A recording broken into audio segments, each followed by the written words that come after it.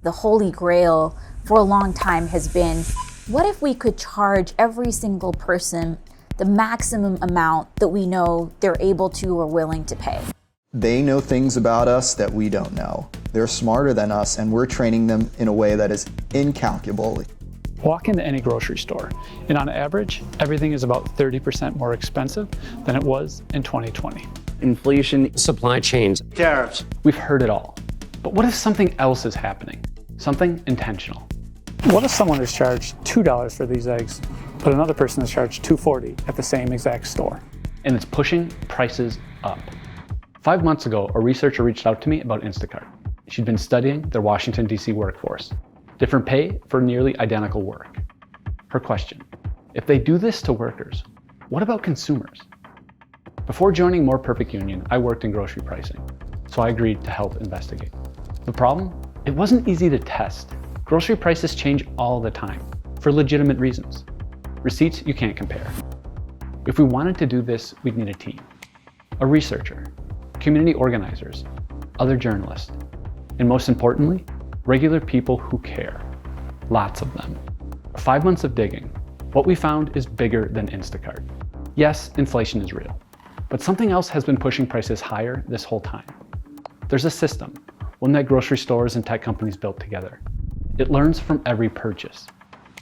It's not just online.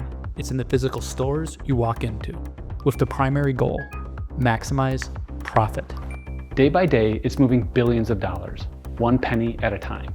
Here's how we uncovered it, how it's turning the grocery business into a gold mine, and why, without regulation, your grocery bill may keep climbing no matter what happens with inflation. I'm now going to ask you to take out your phone, and we're going to get started with shopping for 20 items at the Safeway. This is Katie Wells. She's the Director of Research at Groundwork Collaborative. She's the one who reached out. The plan was pretty simple. Get everyone in a room, open up Instacart, select the same store, same items, on phones and computers. Select pickup to remove any delivery calculations, and write our basket totals down on a note card. All to test a simple question. Were shoppers being charged different amounts for the same exact item at the same exact store and time? Congratulations, guys. You have finished the test. First, we all shared our cart totals.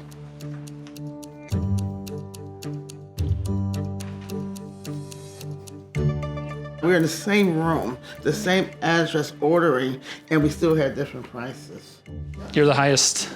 I'm not surprised. What I've come to understand is that a lot of things that we do online is predicated on algorithms. Different totals. There's plausible explanations. Promotions, user error, app issues. But if the items themselves had different prices, that's something else. The items had upwards of 3 different prices offered. Katie analyzed the data. The greatest difference was about a 70-cent spread.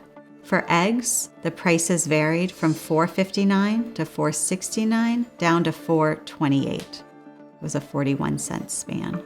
One store, one moment in time. It's a small sample size. This could be a fluke. Welcome, welcome, welcome. You have found your way to the Consumer Reports Grocery Pricing webinar.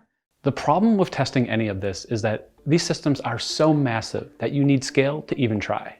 Consumer Reports joined the collaboration. They brought a volunteer network, community organizers, a reporter. Alongside them, we recruited volunteers, over 400 people. Same process. Everyone opens Instacart. Same store, same items. When pickup wasn't available, same delivery address. Same moment. Screenshot everything. Submit. The team verified every entry, cross-checked every screenshot, built the database. Katie crunched the data. And when the data came back, I gotta be honest, I stared at it for a while because what we found was weird. I'm gonna show you some basket totals. Some people were charged about $114 for the 20 items. Others, nearly $124. This wasn't in 1 or 2 cases. This was the lion's share of shoppers for the lion's share of items. If you zoom in, nearly 3 out of 4 products had different prices during the experiments. 4 different prices for wheat thins.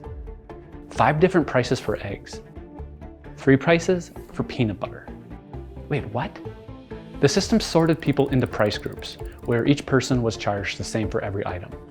For this test, there were 4 price groups. Same cart, same store, same moment. Same with this test. For this store, 7 different price groups. This didn't seem random, but who or what was doing the sorting? Back in August, before we even ran the test, I called Instacart. We don't set prices, retailers do. And we believed them, but the group suggested something deeper was going on. Why would an algorithm sort people into buckets where everyone pays the exact same prices? Not just on one item, but across multiple products. All higher together, all lower together. I started researching, and that's when I stumbled on surveillance pricing. Companies tracking your behavior, your purchase history, and charging you based on that. It's a type of algorithmic pricing where companies hand pricing over to an algorithm. It's almost impossible for people outside the companies practicing the dark art of algorithm price determination, exactly what is driving those algorithms to set the prices that we observe. Len Sherman studies this at Columbia's Business School. Was that what was happening here? When we showed Instacart the test results, they were clear. Retailers control all pricing. The findings were just stores putting out random feelers to see where the pricing sweet spot is. They aren't targeting you specifically. So we verified with the stores we tested. First, Albertsons Safeway. They're an Instacart partner. Silence. Then we contacted Target. They responded.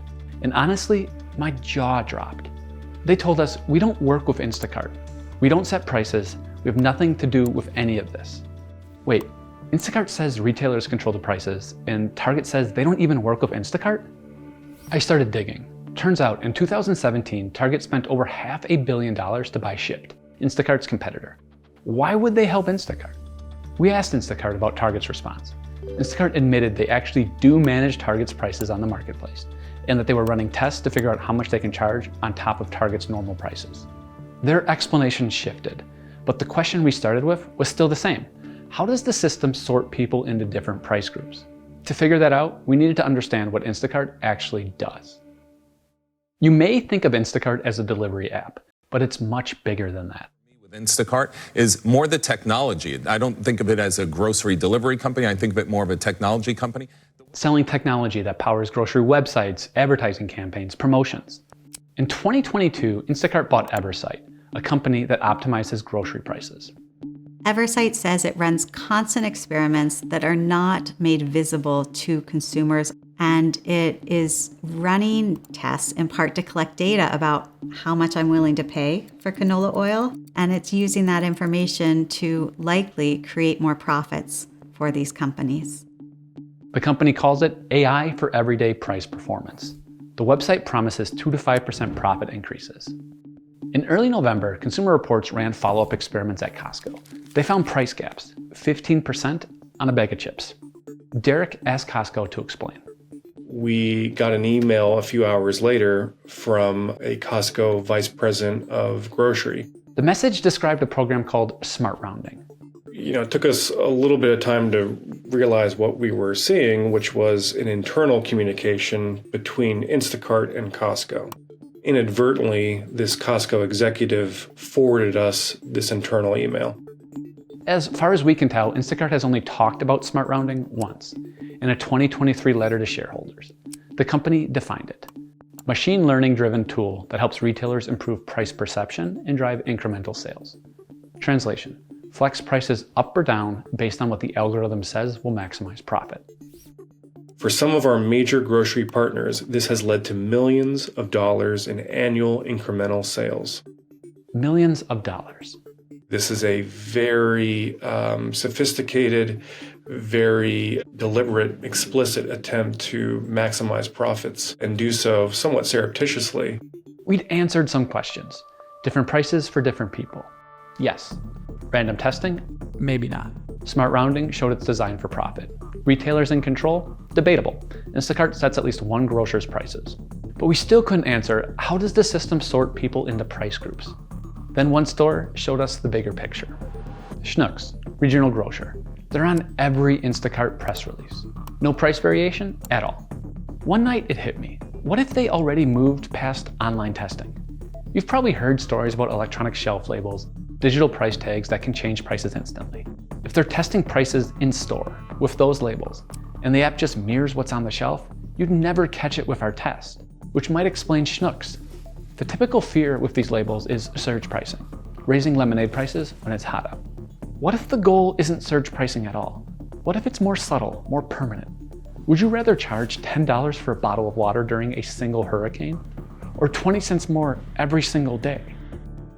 Derek had a genius idea: patents. He found one. It described an infrastructure for constant in-store price testing. Take dozens of stores, cluster them together, test different prices in different clusters. The purpose? Find out the most profitable price point.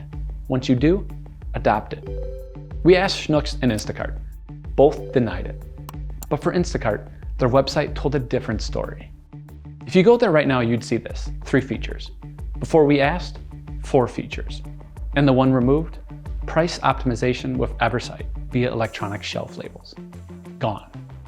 So Instacart denied doing it, then changed their website. Later, they told us it was never a feature and the update was made for accuracy. But that didn't track. The feature seems to show up in past marketing materials and press releases. If it's operational, the system would be a truly impressive feat of engineering. In-store, testing across locations. Online, testing across individuals. But we still couldn't answer how the online system decided who gets charged more. So we started building a theory, not based on what Instacart told us, but on what Instacart told the government. Patents. The word that appears over and over in them, it's not random. It's segmentation.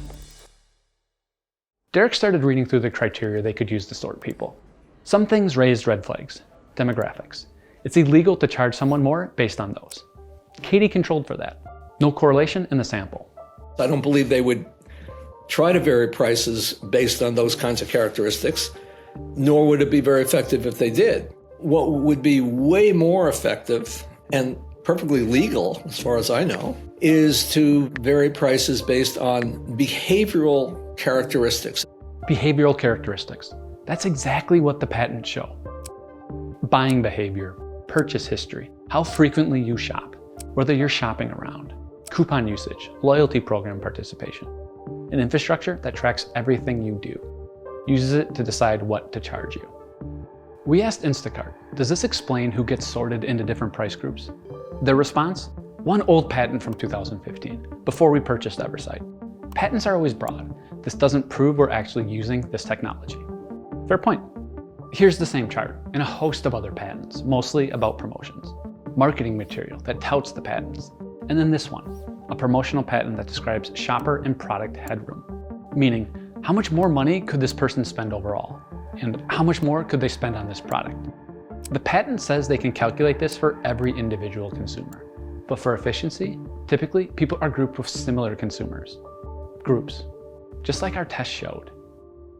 Every company that I know is practicing first-degree price discrimination strenuously denies that they're doing so. And again, Instacart denies segmenting people by personal or behavioral data. What happens when companies actually do this at scale? In 2022, Uber rolled out algorithmic pricing for riders and drivers. Len studied what happened next. For the next 3 years, average rider price per mile went up, up, up, up, up, up, up. Uber denies all of this. But at about this time, they went from burning money to a cash machine. That's why more and more companies are trying as hard as they can to perfect this dark art. Devilishly effective dark art, as I've called it. That's how you turn grocery sales into a gold mine. Now, algorithmic pricing sometimes offers lower prices, and the total impact on grocery prices, impossible to measure. Instacart is just one company, a sliver of the grocery market. They claim 10 clients with Eversight. What are other companies doing? I started looking. Pricing is the single most powerful lever to raise profits, far more effective than either boosting sales or cutting costs. Prices optimized. Profit increases. There's an entire industry built around optimizing grocery prices. I called Earl Schweizer, 25 years in grocery, former VP of grocery at Whole Foods. Why is everyone racing to adopt this? It's very much defensive. Amazon's already doing it. Walmart is doing it. So everybody's got to keep up. Merchants, pricing teams, they all rely on technology and algorithms to safeguard their profits. That's Walmart's former VP of pricing. So Instacart has played this really vital role for the competitors of Amazon and Walmart, which is pretty much almost everybody else to have a lot of the same tools and access to consumers as the big guys. The systems are watching you, learning your patterns, using that to charge everyone accordingly. They know things about us that we don't know. They're smarter than us, and we're training them in a way that is incalculable. This didn't happen overnight. 20 years of building this infrastructure. It was kept in check by inertia. Everyone was afraid to raise prices. COVID changed that. There's no guardrails. It's a free-for-all. It's wild, wild west. Companies are investing millions into systems designed to outsmart you. Testing, learning, finding the maximum profit. The holy grail for a long time has been, what if we could charge every single person the maximum amount that we know they're able to or willing to pay? Studies like this are just validating that firms are very much already midway through trying this, executing it. That's Lena Khan, former chair of the Federal Trade Commission. She agreed to review our findings with an eye to how we should protect consumers. This could ultimately end up being another big form of wealth transfer from ordinary Americans to massive corporations. I asked about the in-store testing apparatus, electronic shelf labels, the patents. Firms have been trying to figure that out for many decades, but I think what's different now is both the sophistication of the tools that are available, just the deep information asymmetries that exist between consumers and these firms that are benefiting. But there was something else that concerned her. When you have companies like Instacart that could be facilitating, it could also ultimately allow firms that really should be competing against one another when setting these prices to actually engage more in something that looks like price fixing or collusion. Because it could mean that one company, Instacart, is setting prices for retailers who should be competing with each other. Then I asked her about regulation. Her answer surprised me. I think we need to have a much more first order conversation about, do we even want to permit some of these tactics in the first instance? Under Khan's watch, the FTC started an investigation into surveillance pricing. This week, it launched an investigation, the FTC, into the use of AI to rapidly change pricing. That investigation is now in question. The Trump administration claims it is ongoing, but Khan's replacement stopped public comments. But Lena pointed out that states don't need to wait for the Trump administration. The steps we've seen, even from states like California and New York, to ban certain types of algorithmic price fixing in areas like housing and rent, for example, I think are extraordinarily important steps. We need more investigations. So I think we need a 360 view to try to understand what's really happening here. 5 months, 3 organizations, 400 volunteers. We know the system exists for surveillance pricing, but we don't know if it's operational, because we can't see inside. And that's intentional. It's a system that's designed to stay hidden. This work that you all have done is fantastic, but state AGs have subpoena power. They can be requesting and demanding information so they can look under the hood and be understanding how are firms actually using this data. If you liked what you saw, please like and subscribe. And if you have ideas for future content, please put them in the comments.